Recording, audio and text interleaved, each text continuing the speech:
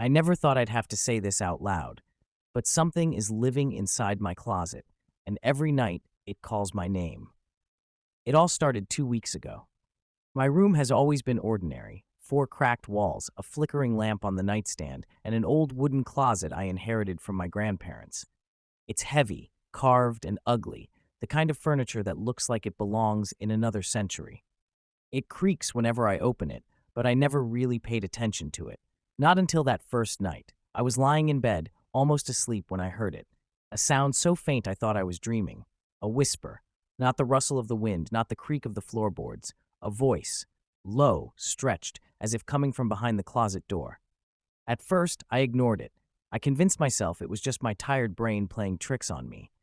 The following night, it happened again, louder this time, and I swear to you I heard a word. Come.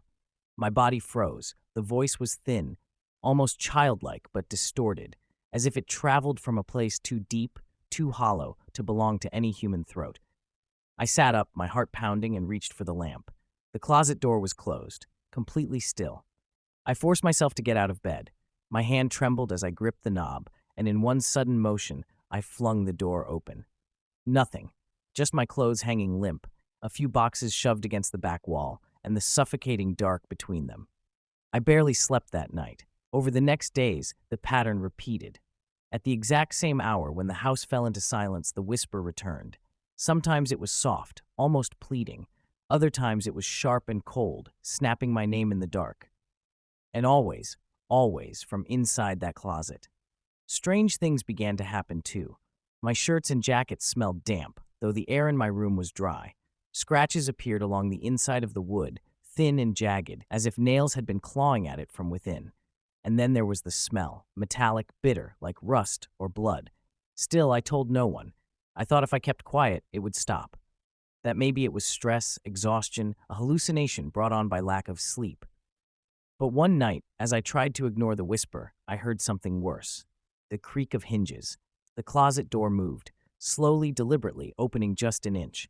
And in that inch of darkness, two dim lights appeared. Eyes, glowing faintly, fixed on me. I couldn't move, couldn't breathe. Then, with a sudden slam, the door shut tight again. I stayed awake until dawn, staring at it, waiting for it to open again. And though I prayed it was only my imagination, I knew the truth deep down. Something lives in my closet, and every single night, it calls for me. Insomnia was consuming me. I couldn't sleep, not even for a few minutes, without jolting awake.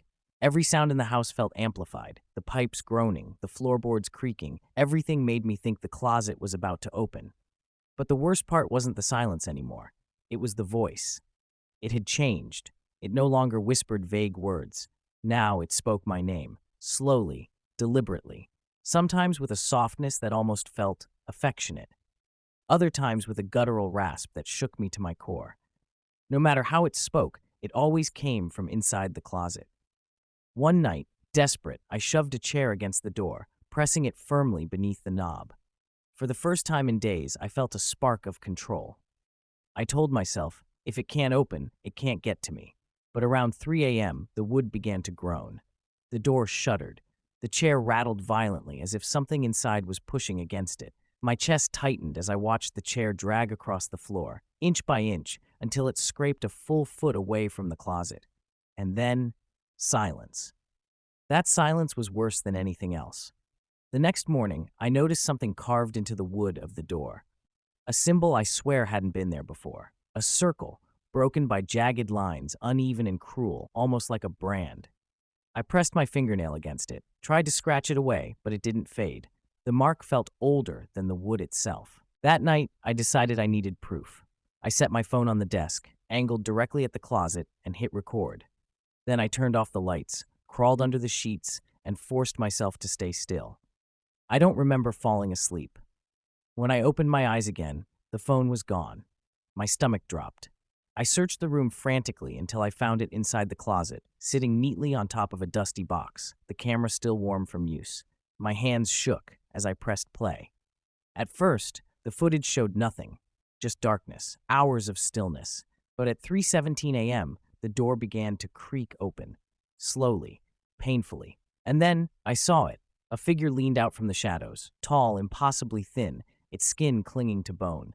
The head was skull-like, the jaw stretched too wide, the mouth nothing but a black abyss, and its eyes, glowing white, burning with a hunger I can't describe. It didn't walk out. It didn't need to. It bent forward, staring directly into the lens, as if it knew I would be watching later. Then, in a voice that wasn't a whisper but a hiss, it said, "I see you." The video cut to static. I don't remember putting the phone inside. I don't remember getting out of bed, but ever since that night, it hasn't stayed inside the closet. Now, I see it everywhere. Behind me in the bathroom mirror, reflected faintly in the windows. Even when I close my eyes, I can hear it. Footsteps, slow, dragging, moving closer. It isn't confined anymore. It's part of my world now. And worst of all, I think it wants more than to be seen. Since that night, I haven't been the same. I don't know if I'm still myself or if I'm becoming what crawled out of that closet. It follows me everywhere now, not just in my room, not just in the dark. When I walk down the street, I glimpse it in shop windows, a tall, skeletal shadow hovering just behind me, though when I turn around, there's nothing. When I speak to someone, I feel the weight of a hand on my shoulder, sharp, bony fingers digging lightly into my skin. And every night, without fail, I hear it returning to the closet, waiting for me, whispering my name. At first, I tried to resist. I lit candles, burned incense, whispered prayers I hadn't spoken since childhood. For a moment, I thought it helped, but the thing only grew louder, angrier, as if mocking me. So I tried something else. I decided to get rid of the closet. I pushed against it with all my strength, but it wouldn't move. It was heavier than stone, bolted to the floor like it had grown from it. But when I finally managed to shift it an inch, I discovered something that made my stomach drop. There was no wall behind it, just a hole, a black, yawning void that pulsed and breathed like a living thing.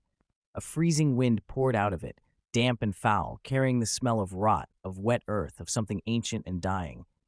I leaned closer only for a second, and I swear I heard movement, crawling, slithering, a chorus of faint whispers, hundreds of them, all speaking in unison, calling my name.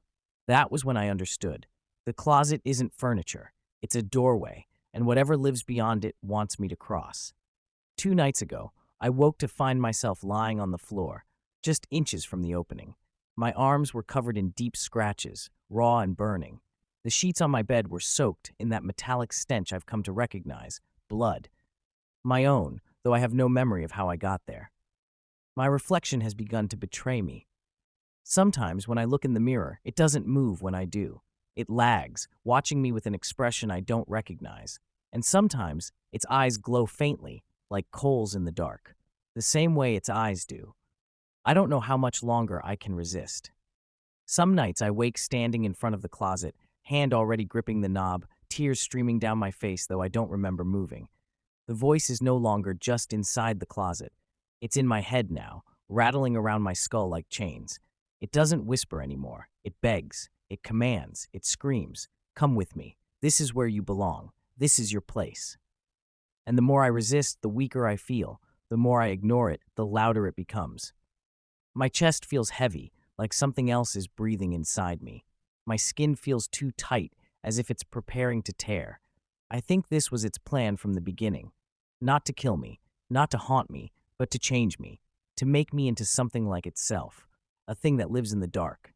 And maybe it's already too late, because sometimes I feel my mouth stretch wider than it should. Sometimes I blink and the world seems dimmer, tinted with the same hollow glow as its eyes. And sometimes I don't hear the voice anymore. I am the voice.